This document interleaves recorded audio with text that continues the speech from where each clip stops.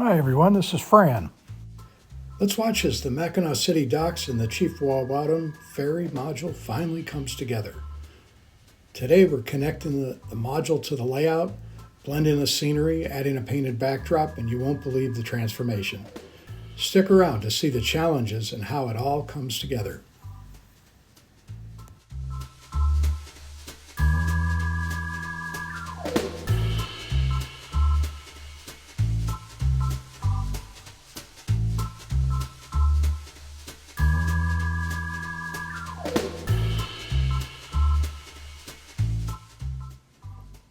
We'll be attaching our module to the south end of the layout.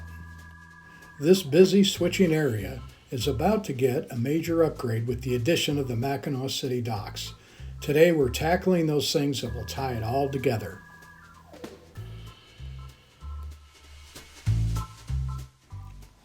One of the biggest challenges was getting this module to line up with the layout perfectly.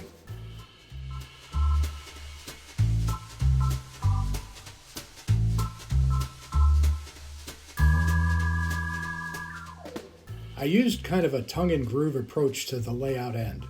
This allowed the module to slip into a slot attached to the layout. Legs hold the other end up. More on how I did that later.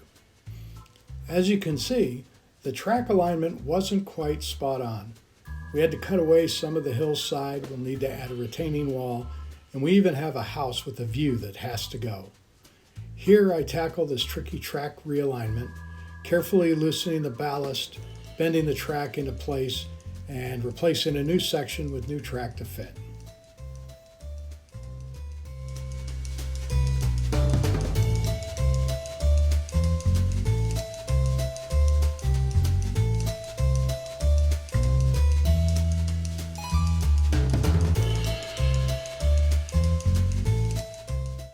This hillside needed a major makeover to accommodate the new track. We needed to remove the hillside and the house that's there. I scored around the hillside with a utility knife and then used a putty knife to get out the plaster hillside and prepare it for new landscaping to create a seamless transition. The foam was glued down with builder's caulk, so it came up fairly easy.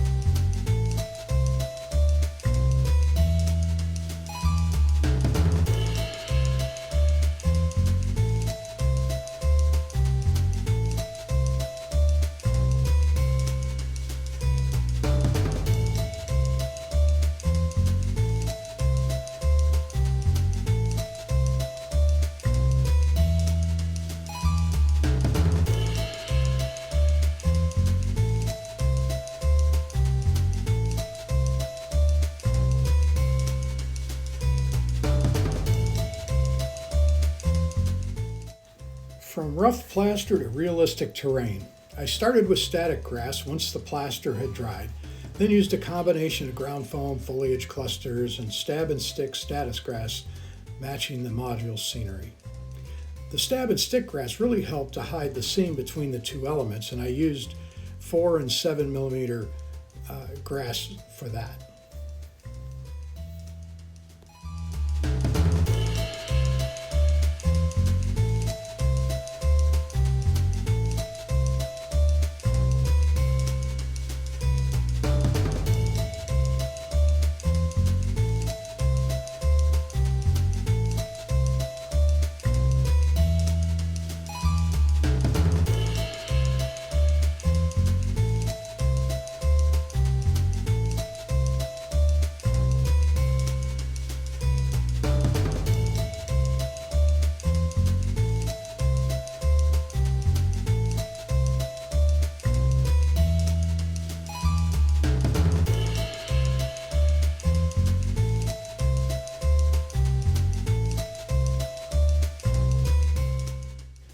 Sometimes you have to get creative.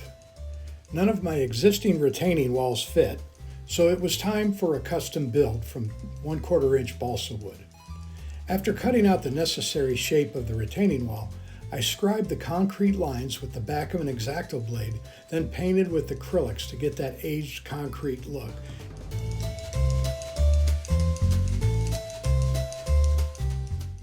Once dry, I glued it to the existing scenery. A little plaster along the top of the wall filled any gaps that remain, and scenery materials finished off the scene.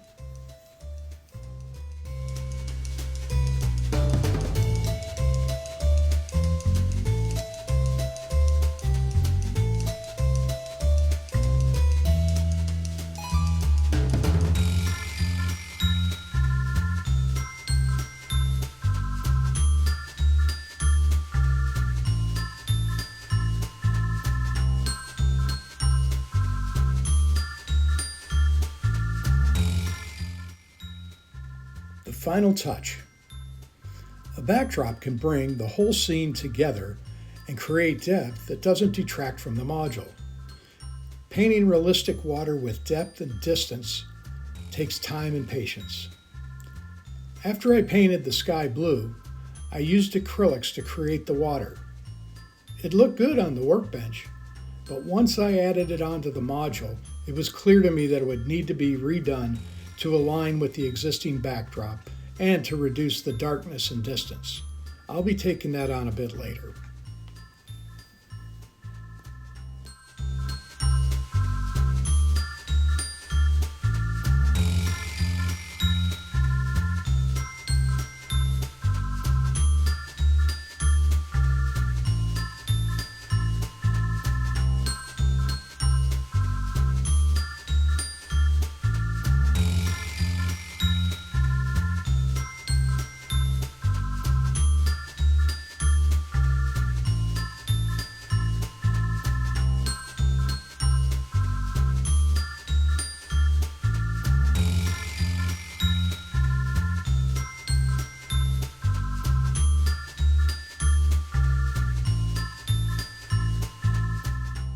To make moving the module easier, I created these simple pockets for the backdrop. Easy to install and remove.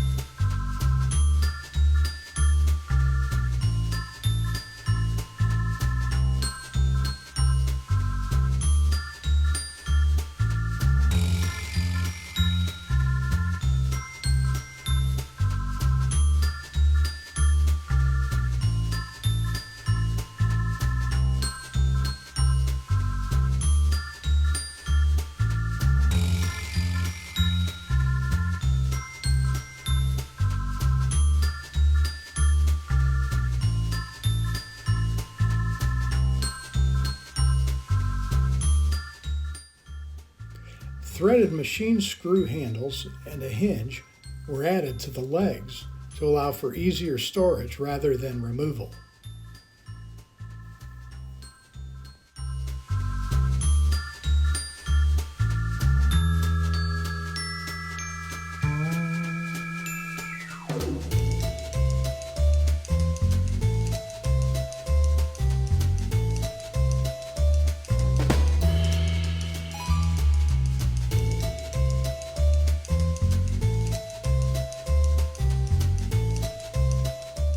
And there you have it. The Mackinaw City Docks and Chief Wawatam Ferry module is complete and seamlessly integrated into the layout.